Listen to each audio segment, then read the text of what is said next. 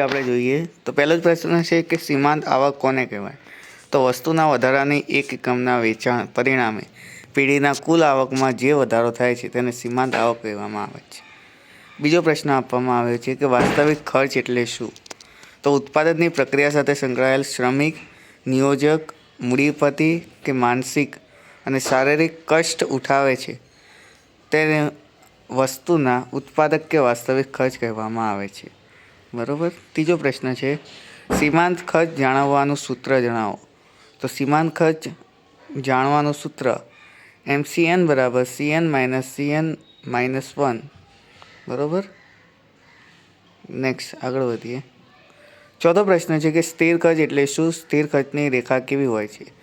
તો સમયના ટૂંકા ગાળાના ઉત્પાદન વધે, ઘટે કે શૂન્ય થાય, જે ખર્ચમાં કોઈ પણ ફેરફાર થતો ન હોય તેવા ખર્ચને સ્થિર ખર્ચ કહેવામાં આવે છે. અને સ્થિર ખર્ચની રેખા એ એક્સ અક્ષને સમાંતર હોય છે. પાંચમો પ્રશ્ન વસ્તુ વિભિન્નતાનો અર્થ આપો. તો વસ્તુ વિભિન્નતા એટલે એક જ પ્રકારની વસ્તુ અન્ય વસ્તુથી સ્વરૂપ, ગુણધર્મ કે ગુણવત્તાથી ભિન્ન હોય, એટલે કે જુદી જુદી હોય. બરાબર. છઠ્ઠો પ્રશ્ન કિંમત સ્વીકારનાર એટલે શું? પૂર્ણ હરીફાઈવાળા બજારમાં વસ્તુની કિંમત વસ્તુની માંગ અને પુરવઠા દ્વારા નક્કી થતી હોવાથી વેચનાર બજારમાં કિંમત સ્વીકારનાર કહે છે. સાતમો પ્રશ્ન બજાર સમસ્યાનો અર્થ આપો. વસ્તુ કે સેવાઓ ખરીદ વેચાણના હેતુથી ખરીદનારા અને વેચનારા એકબીજાના પ્રત્યક્ષ કે પરોક્ષ સંપર્કમાં આવે તે વ્યવસ્થાને બજાર કહે છે. બરાબર. એટલે કે બજારમાં ખરીદનારા પણ જોવા મળે અને વેચનારા પણ જોવા મળે, બંને જોવા મળે એવી જગ્યાને બજાર કહેવામાં આવે છે. એના પછી આઠમો પ્રશ્ન વેચાણ ખર્ચ એટલે શું? તો વસ્તુના વેચાણ માટે થતો ખર્ચ. આ ખર્ચમાં સૌથી અગત્યનો જાહેરાત ખર્ચ છે. બરાબર. એની વ્યાખ્યા છે વેચાણ ખર્ચ એટલે વસ્તુના વેચાણમાં થતો ખર્ચ. દાખલા તરીકે આપણે એવી પ્રોડક્ટ વેચીએ છીએ, દાખલા તરીકે ચલો સાબુ આપણે વેચાણ કરવા છે, સાબુ વેચવા માટે આપણે કોઈ પોસ્ટર બનાવીએ, બેનર બનાવીએ અથવા તો ટીવીમાં જાહેરાત બનાવીએ, એનો જે ખર્ચ હોય એને કહેવાય વેચાણ અંગેનો ખર્ચ. બરાબર. ચલો નેક્સ્ટ. નવમો પ્રશ્ન આઝાદી પછી ભારતીય રાષ્ટ્રીય આવકમાં કયા ક્ષેત્રનો હિસ્સો સતત વધતો ગયો છે? તો આવકમાં ઉદ્યોગ અને સેવા ક્ષેત્રનો હિસ્સો સૌથી વધુ ગયો. બરાબર. બે વસ્તુ યાદ રાખો, ઉદ્યોગ અને સેવા, એનો હિસ્સો સૌથી વધુ વધ્યો છે. દસમો પ્રશ્ન માનવ વિકાસ અહેવાલની રચના કોણ કરે છે? તો સંયુક્ત રાષ્ટ્ર સંઘ એ માનવ વિકાસ અહેવાલની રચના કરે છે. કોણ કરે છે? સંયુક્ત રાષ્ટ્ર સંઘ. યાદ રાખજો. એક જ વર્ડ યાદ રાખો ખાલી આનો જવાબ સંયુક્ત રાષ્ટ્ર સંઘ. 11મો પ્રશ્ન દેશની આર્થિક સમૃદ્ધિનો માપદંડ જણાવો. તો દેશની આર્થિક સમૃદ્ધિનો માપદંડ એ રાષ્ટ્રીય આવક છે. બરાબર. એટલે કે આખા રાષ્ટ્રની જેટલી આવક હોય એના ઉપર એ નિર્ભર કરે છે. 12મો પ્રશ્ન ભારતમાં જાહેર બાંધકામ ખાતાની રચના ક્યારે કરવામાં આવી? તો 1985માં કરવામાં આવી. બરાબર. યાદ રાખજો 1985માં. પછી FDI પૂછાઈ શકે છે. બરાબર. FDI એટલે foreign direct investment. Foreign direct investment. જો તમને આ સ્પેલિંગ ના આવડતો હોય ને તો તમે ગુજરાતીમાં પણ લખી શકો, ફોરેન ડાયરેક્ટ ઇન્વેસ્ટમેન્ટ ગુજરાતી વર્ડમાં. બરાબર. એવું જરૂરી નથી કે તમારે ઇંગ્લિશમાં સ્પેલિંગ લખવા. પછી છે ફેમા, FEMAનું પૂરું નામ. તો foreign exchange management act. Foreign exchange management act. 15મો પ્રશ્ન પ્રત્યક્ષ વિદેશી મૂડીરોકાણનો અર્થ આપો. તો જ્યારે વિદેશી વ્યક્તિ, સંસ્થા કે કંપનીના દેશના અર્થતંત્રમાં વસ્તુ કે સેવા ઉત્પાદન વેચાણના ક્ષેત્રે સીધું જ મૂડીરોકાણ કરે તેને પ્રત્યક્ષ વિદેશી મૂડીરોકાણ કહેવામાં આવે છે. WTO પણ ખાસ પૂછાઈ શકે છે. WTO અને BAમાં પણ પૂછાઈ શકે છે. તો વર્લ્ડ ટ્રેડ ઓર્ગેનાઇઝેશન. યાદ રાખજો વર્લ્ડ ટ્રેડ ઓર્ગેનાઇઝેશન. પછી જે અહોપતિ ભાડું એટલે શું? પોતાનું મકાન ભાડે આપ્યું હોય તો તે જ ભાડું મળી શકે તેને અહોપતિ ભાડું કહેવામાં આવે છે. 18મો પ્રશ્ન માથાદીઠ આવક જાણવાનું સૂત્ર. તો કુલ રાષ્ટ્રીય આવક ભાગ્યા કુલ વસ્તી. દાખલા કે માથાદીઠ આવક આપણી 1 લાખ રૂપિયા એક્ઝામ્પલ તરીકે, તો 1 લાખ ભાગ્યા કુલ વસ્તી 1 લાખ ઉપર દાખલા કે 100ની વસ્તી હોય તો 1 લાખ ભાગ્યા 100 કરવાના. ત્યારબાદ આ તો તમારે 10મા ધોરણમાં પણ આવી ગયું એસએસમાં માથાદીઠ આવકવાળું. એના પછી ગૃહિણીના ઘરકામની સેવાઓનો સમાવેશ રાષ્ટ્રીય આવકમાં કેમ થતો નથી? તો ઘરકામની સેવાનો રાષ્ટ્રીય આવકના મૂલ્ય માપી શકાતું નથી. શું માપી શકાતું નથી? એટલે કે એ જેટલું ઘરકામ કરે છે એનું મૂલ્ય માપી શકાતું નથી, એટલે રાષ્ટ્રીય આવકમાં એનો સમાવેશ કરવામાં આવતો છે નહીં. વિભાગ સી. ચલો વિભાગ બી અહીંયા કમ્પ્લીટ કરીએ. સી પહેલું જ આપ્યું છે એકમલક્ષી અર્થતંત્ર અને સમગ્રલક્ષી અર્થતંત્ર વચ્ચે તફાવત. કરી લેજો, પૂછાઈ શકે છે. બરાબર. તો પહેલું છે જે અભ્યાસમાં અર્થશાસ્ત્રના એકમોનો અભ્યાસ થાય તેને એકમલક્ષી અર્થશાસ્ત્ર કહેવામાં આવે છે. ત્યારે જે અભ્યાસમાં અર્થશાસ્ત્રના સમગ્ર એકમ યા સમગ્ર ક્ષેત્રનો અભ્યાસ કરવામાં આવે તેને સમગ્રલક્ષી કહેવામાં આવે છે. બરાબર, સિમ્પલ છે એની વ્યાખ્યા. બીજો મુદ્દો, વસ્તુની કિંમત, પેઢી, સમતુલા, શ્રમિકની સીમાંત ઉત્પાદકતા વગેરે બાબતોનો અભ્યાસ એકમલક્ષી અર્થશાસ્ત્ર ઉપર છે. જ્યારે સમગ્રમાં કુલ રોજગારી, રાષ્ટ્રીય આવક, વસ્તી ભાવ સપાટીનું નિર્ધારણ, રોજગારી, ગરીબી વગેરેના પ્રમાણનો અભ્યાસ સમગ્રલક્ષી અર્થશાસ્ત્ર પર છે. ચલો એના પછી અર્થતંત્રની દિશા અને દિશાના વલણો જાણવા માટે આંકડાકીય માહિતીનો ઉપયોગ છે. સમજાવો. અર્થતંત્રમાં નાણાંનો પુરવઠો વધી રહ્યો છે. રાષ્ટ્રીય આવકમાં ઉદ્યોગોનો હિસ્સો વધી રહ્યો છે. ભારતની આયાતો ઘટી રહી છે. બરાબર. આ બાબતનો વલણ તેને સંગત આંકડાઓ દ્વારા જ જાણી શકાય. અર્થતંત્ર કઈ દિશામાં જઈ રહ્યું છે, આર્થિક વ્યવહારો કેવા છે, રોજગારી કેવી છે, ગરીબી વગેરેની પરિસ્થિતિ જાણવા માટે આંકડાકીય માહિતીનો ઉપયોગ કરવામાં આવે છે. બરાબર. આ તમે સ્ટેટમાં પહેલું ચેપ્ટરમાં પણ આવી ગયું આપણે આંકડાકીય માહિતી. બરાબર, માહિતીનું નિરૂપણ ફર્સ્ટ ને સેકન્ડ ચેપ્ટર. ચલો એના પછી માર્શલની અર્થશાસ્ત્રની વ્યાખ્યા આપો. તો અર્થશાસ્ત્ર માણસના રોજિંદા જીવનમાં આર્થિક વ્યવહારોનો અભ્યાસ કરતું કલ્યાણલક્ષી શાસ્ત્ર છે. પછી પોઈન્ટ વાળીને લખવાનું કે માનવી રોજિંદા વ્યવહારમાં આવક મેળવી સુખાકારી ભૌતિક સાધનો વસાવી શકે છે, તેનો ઉપયોગ કરે છે અને પોતાની સુખાકારી એટલે કે કલ્યાણ સાધી શકે છે. બરાબર. ચલો આનો સ્ક્રીનશોટ પાડી લેજો તમે. સેમ જ છે વ્યાખ્યા કે ડૉક્ટર છે, વકીલ છે, શિક્ષક છે વગેરે સેવાઓને અભૌતિક ગણી તેમની ઉપેક્ષા કરે છે, જે યોગ્ય નથી. નેક્સ્ટ ચોથો પ્રશ્ન, કૌટિલ્ય આપેલ અર્થશાસ્ત્રની વ્યાખ્યા શું છે તે સમજાવો. તો મનુષ્યની વૃત્તિ અર્થ છે. મનુષ્યનું વસવાટ ભૂમિ અર્થ છે.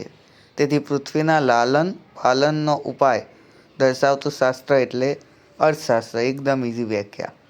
કૌટિલ્યની માનવીની આર્થિક પ્રવૃત્તિ માટે ચિંતન માત્ર અર્થ કેન્દ્રિત ન રહેતા માનવ કલ્યાણનો પણ વિસ્તાર છે.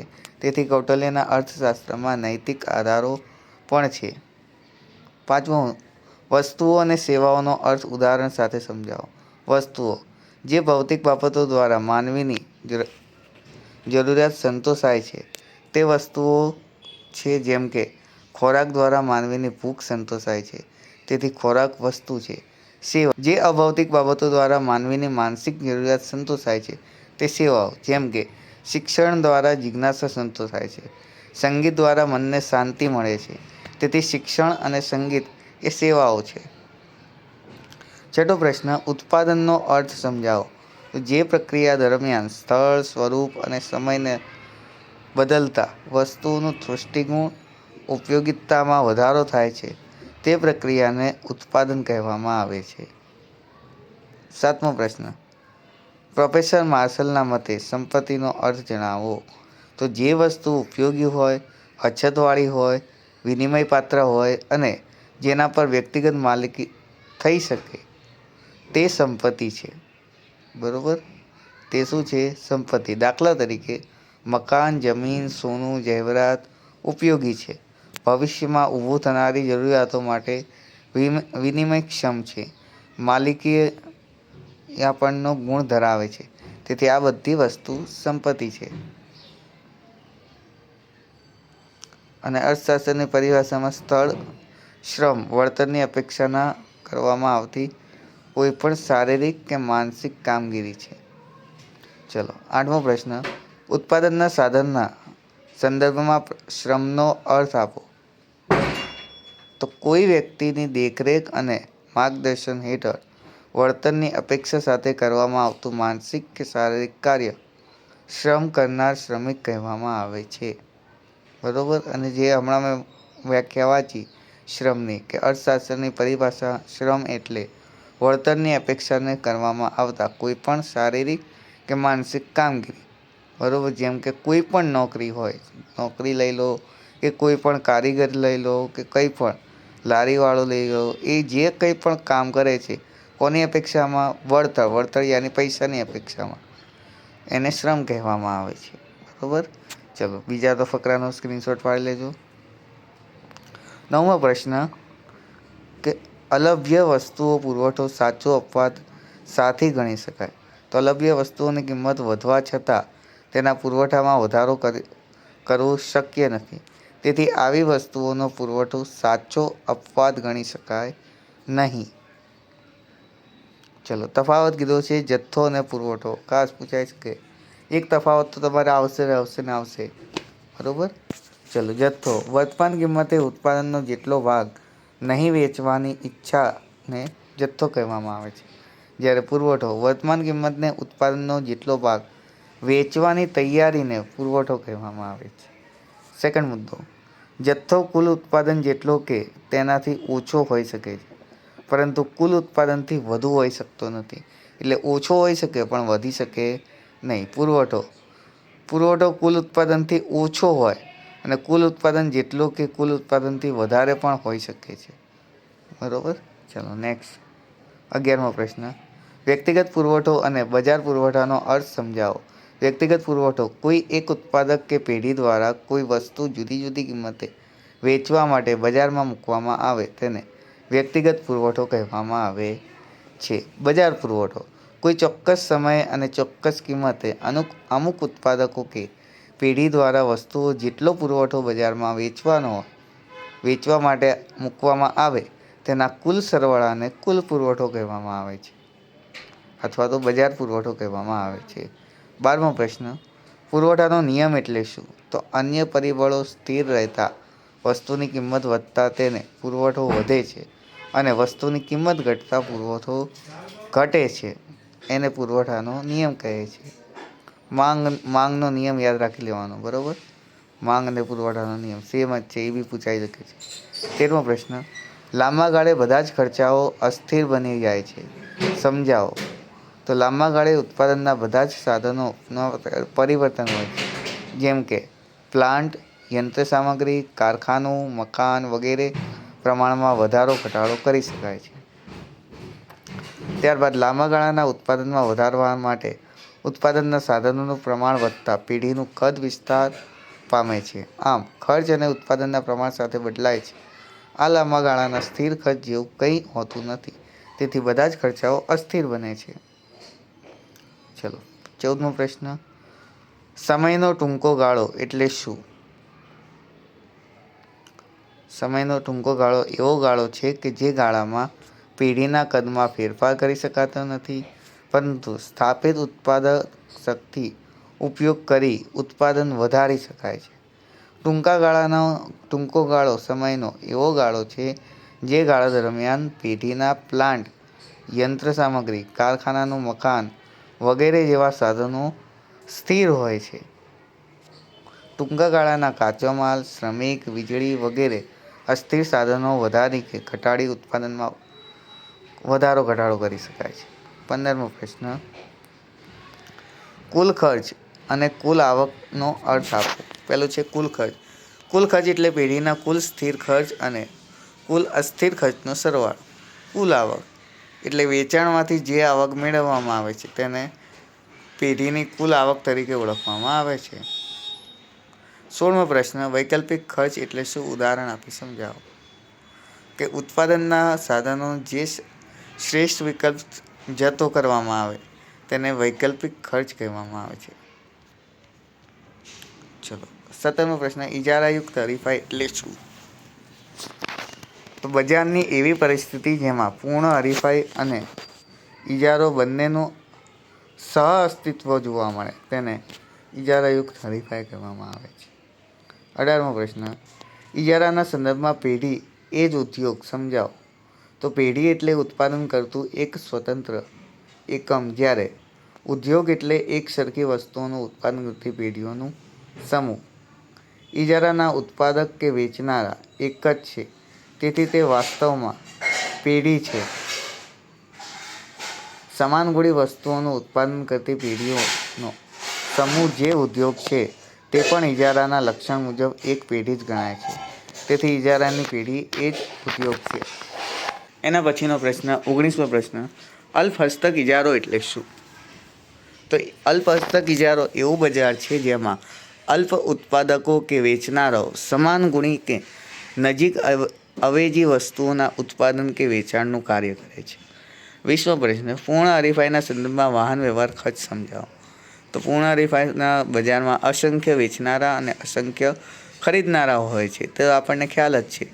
તેથી આવા બજારમાં વાહન વ્યવહાર ખર્ચ કુલ ખર્ચના સંદર્ભમાં ખૂબ જ ઓછો જોવા મળે છે. તેથી ગણતરીમાં લેવાતો નથી. વાહન વ્યવહાર ખર્ચ નજીવો હોવાથી તે શૂન્ય હોય છે એમ સ્વીકારી લેવામાં આવે છે. આમ પૂર્ણ હરીફાઈવાળા બજારમાં વાહન વ્યવહાર ખર્ચની ગેરહાજરી એક મહત્વનું લક્ષણ છે. 21મો પ્રશ્ન, હોમ ચાર્જિસ એટલે શું? આ ખાસ પૂછાઈ શકે છે. બરોબર. હોમ ચાર્જિસ બ્રિટિશ શાસનના વહીવટ માટે ભારતે ચૂકવવો પડતો ચાર્જ હોમ ચાર્જ અથવા તો ભરણા તરીકે ઓળખવામાં આવે છે. આવા ચાર્જિસ બ્રિટિશ અધિકારીઓના પગાર તથા પેન્શન, ભથ્થા, લશ્કરી ખર્ચ, દેવા પર વ્યાજની રકમ વગેરેનો સમાવેશ થાય છે. બરોબર. બ્રિટિશ શાસન વહીવટ દરમિયાન ચૂકવવામાં વિકાસ આંકના માપદંડ જણાવો. તો લોકોના જીવન ધોરણ વિશે અંદાજ મેળવવો અને માનવ વિકાસ જાણવા તૈયાર કરવામાં આવતા આંકને માનવ વિકાસ આંક કહેવામાં આવે છે. તેના માપદંડો, પહેલું છે સરેરાશ આયુષ્ય, બીજું છે શિક્ષણ અને ત્રીજું જીવન ધોરણ. 23મો પ્રશ્ન, ભારતની વસ્તી વૃદ્ધિ ચર્ચો. તો આઝાદી પહેલાં 1901માં ભારતની વસ્તી 23.84 કરોડ હતી, જે આઝાદી પછી 2001માં 102.7 કરોડ થઈ, 2011માં 121.02 કરોડ થઈ ગઈ. બરાબર. પોઈન્ટની પાછળનું થોડું આગુ પાછું હશે તો ચાલશે. એના પછીનો જવાબ, આમ ભારતમાં આઝાદી બાદ વસ્તી ખૂબ જ ઝડપી વધી છે. અંદાજે 1.5% દરે વસ્તી વૃદ્ધિ થવા પામી છે, જે ભારત માટે ચિંતાનો વિષય છે. 24મો પ્રશ્ન, પ્રાચીન ભારત કઈ બે સંસ્કૃતિનો અસમન્વય ધરાવતો દેશ છે? તો એક તો સિંધુ ખીણ સંસ્કૃતિ, બરોબર, જે આપણે 10માં શીખીને આવ્યા, અને બીજું છે આર્ય સંસ્કૃતિ. ઉદારીકરણના બે લાભ. તો ઉદારીકરણ અર્થતંત્રમાં ખાનગી ક્ષેત્રનો વિશ્વાસ, ધ્યેયો અને દેશની આર્થિક વૃદ્ધિનો દર ઊંચો રહ્યો છે. ઉદારીકરણ વૈશ્વિકીકરણની પ્રક્રિયા સરળ બની અને દેશના વિદેશી મૂડી અને ટેકનોલોજીના લાભ મળ્યા છે. ફેરા કાયદો સમજાવો. તો આયાત નિકાસ માટે થતી વિદેશી હુંડિયામણની આપ-લે પર નિયંત્રણ કરવાના હેતુથી આ કાયદો 1973માં સ્થાપવામાં આવ્યો. 1999માં ફેરાના સ્થાને FEMA રજૂ થયો, જેનો હેતુ આયાત નિકાસ માટે થતી વિદેશી હુંડિયામણનું સંચાલન કરવાનો છે. 27મો પ્રશ્ન, વિમુદ્રીકરણનો અર્થ આપી તેના પ્રકાર જણાવો. તો સરકાર જાહેર ક્ષેત્રમાં પોતાની માલિકીના શેર ખાનગી ક્ષેત્રે વેચે તેને વિમુદ્રીકરણ કહેવામાં આવે છે. તેના પ્રકાર છે જાહેર હરાજીની શેરનું વેચાણ, બીજું છે વ્યૂહાત્મક રોકાણ. 28મો રહી ગયો છે. બરાબર. ચલો 29મો પ્રશ્ન, પ્રોફેસર પીગુ કોને રાષ્ટ્રીય આવક કહે છે? તો વિદેશી આવક સહિત દેશની નાગરિકોની કુલ આવક જે નાણાંની મદદથી સરળતાથી માપી શકાય તેને રાષ્ટ્રીય આવક કહેવામાં આવે છે. 30મો પ્રશ્ન, રાષ્ટ્રીય આવકની ખર્ચની પદ્ધતિમાં કયા ખર્ચોનો સમાવેશ થતો નથી? તો રાષ્ટ્રીય આવકની ખર્ચની પદ્ધતિમાં નીચેના ખર્ચાઓનો સમાવેશ થતો નથી: સેકન્ડ હેન્ડ વસ્તુઓની ખરીદીનો ખર્ચ, હેરફેરનો ખર્ચ જેવા કે પેન્શન, ભથ્થું, વિધવા સહાય, શેર અને બોન્ડની ખરીદીના ખર્ચા, વચગાળાના બહારના વસ્તુઓના ખર્ચ. ચલો 31મો પ્રશ્ન તફાવત આપ્યો છે. અલ્પિત અર્થતંત્ર અને ખુલ્લું અર્થતંત્ર. અલ્પિત અર્થતંત્ર વિદેશી વેપારમાં કોઈ ભૂમિકા હોતી નથી, જ્યારે ખુલ્લા અર્થતંત્રમાં વિદેશી વેપારની ભૂમિકા હોય છે. અલ્પિત અર્થતંત્ર અન્ય દેશો સાથે આર્થિક વ્યવહારો હોતા નથી, જ્યારે આમાં આયાત નિકાસના સંબંધો જોવા મળે છે. અલ્પિત અર્થતંત્રના સ્વાવલંબી એટલે કે સ્વનિર્ભર હોય છે, જ્યારે ખુલ્લું અર્થતંત્ર એ સહકાર કરે છે. છેલ્લો પ્રશ્ન છે, ઘસારો એટલે શું? એ પહેલો પ્રશ્ન છે પેજ નંબર 34, બીજો પ્રશ્ન પેજ નંબર 33. ત્રીજો પ્રશ્ન આકૃતિ આપી છે આપણને આલેખ પ્રમાણે કે જ્યારે દૂધની કિંમત 3 રૂપિયા હોય ત્યારે દૂધની માંગ કેટલી હોય? તો 1, 2, 3, 4 અને 5. ત્રીજો પ્રશ્ન, જ્યારે દૂધની કિંમત 1 લીટર હોય ત્યારે દૂધની કિંમત કેટલી હોય? 3. દૂધની માંગ અને કિંમત વચ્ચેનો સંબંધ કેવો છે? તો વ્યસ્ત છે. ચોથો પ્રશ્ન આલેખ પરથી આપણે આપવાનો છે. આ આકૃતિ કઈ આર્થિક સંકલ્પના દર્શાવે છે? તો માંગ રેખા વ્યક્તિગત દર્શાવે છે. બીજો પ્રશ્ન, આ આકૃતિ x અક્ષ અને y અક્ષ પર શું દર્શાવવામાં આવે છે? તો x ઉપર વસ્તુની માંગ અને y ઉપર વસ્તુની કિંમત દર્શાવવામાં આવી છે. સી, આ આકૃતિ D1 શું દર્શાવે છે? તો બી વ્યક્તિની માંગ રેખા દર્શાવે છે. પાંચમો પ્રશ્ન આલેખ આપેલો છે. આ આકૃતિમાં કઈ બાબત દર્શાવવામાં આવી છે? તો કુલ અસ્થિર ખર્ચ રેખાની બાબત દર્શાવવામાં. બી છે એક્સ અને વાય ઉપર શું દર્શાવ્યું?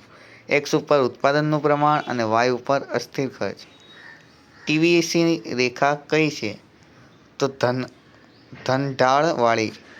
કેવી છે? ધનઢાળવાળી એટલે કે ઢાળવાળી, એટલું યાદ રાખો. છઠ્ઠો પણ આ આકૃતિ ઉપરથી છે. એ છે સીમાંત ખર્ચ એટલે શું? તો વસ્તુના વધારાના એક એકમના વેચાણનું પરિણામ પેઢીનો કુલ આવક જે વધારો થાય તેને સીમાંત ખર્ચ કહેવામાં આવે છે. બી છે સરેરાશ ખર્ચ શું છે? તો એકમ દીઠ ઉત્પાદનનો ખર્ચ એ સરેરાશ ખર્ચ છે. બરોબર. ચલો આ આકૃતિ સીમાંત સરેરાશ રેખા કઈ દિશામાં દર્શાવવામાં આવી છે? તો જે તમને દેખાય જ છે આલેખમાં.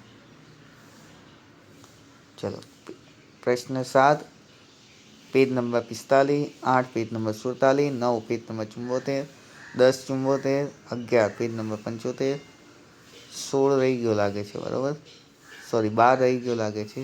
13 પેજ નંબર 75, 14 પેજ નંબર 73, 15, 16 રહી ગયા છે. 17 page number 88, 18 page number 89, 19 page number 90, 20 page number 88, 22 page number 101, 23 page number 101, 24, 25, 101. 27મો પ્રશ્ન page number 114, 28 page number 111, 29 page number 113, 30 page number 114. ચલો વિભાગીનું સોલ્યુશન જોઈ લઈએ ફટાફટ, પછી આગળ વધીએ. પહેલો જ પ્રશ્ન છે, આ આકૃતિ કઈ બાબત દર્શાવે છે? તો પુરવઠાનો વિસ્તરણ અને સંકલનની બાબત દર્શાવે છે. બીજો, એક્સ અને વાય ઉપર શું દર્શાવ્યું? એક્સ ઉપર વસ્તુનો પુરવઠો, વાય ઉપર વસ્તુની કિંમત. ત્રીજો, આકૃતિમાં દર્શાવેલ કઈ રેખા છે? તો પુરવઠા વિસ્તક સંકોચન રેખા છે.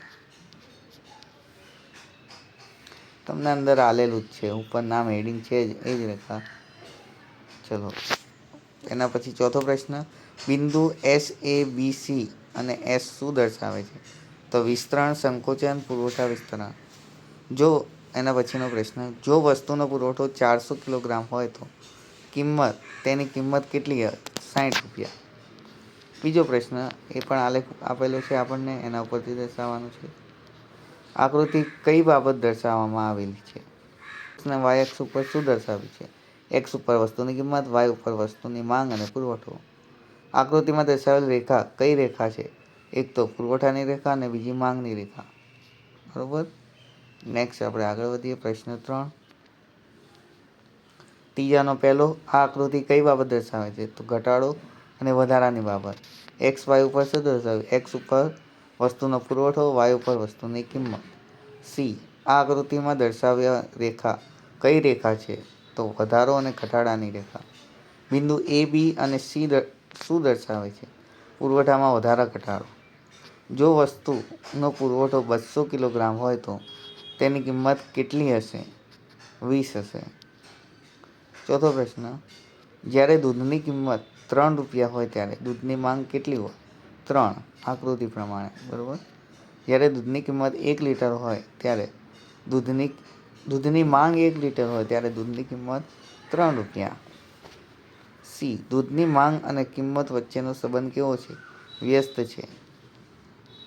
ચલો, પાંચમો પ્રશ્ન પેજ નંબર 102, છઠ્ઠો પ્રશ્ન પેજ નંબર 90, સાતમો પ્રશ્ન પેજ નંબર 91, આઠમો પ્રશ્ન પેજ નંબર 93, નવમો 116, 10 102, 11 102 અને 12 116. બરાબર. ચલો, અહીંયા ઇકોનોમિક્સનું અસાઇનમેન્ટ પૂરું થાય છે. જો વિડીયો ગમ્યો હોય તો લાઈક કરો, શેર કરો તમારા મિત્રો સાથે અને સબસ્ક્રાઈબ કરો મારી ચેનલ.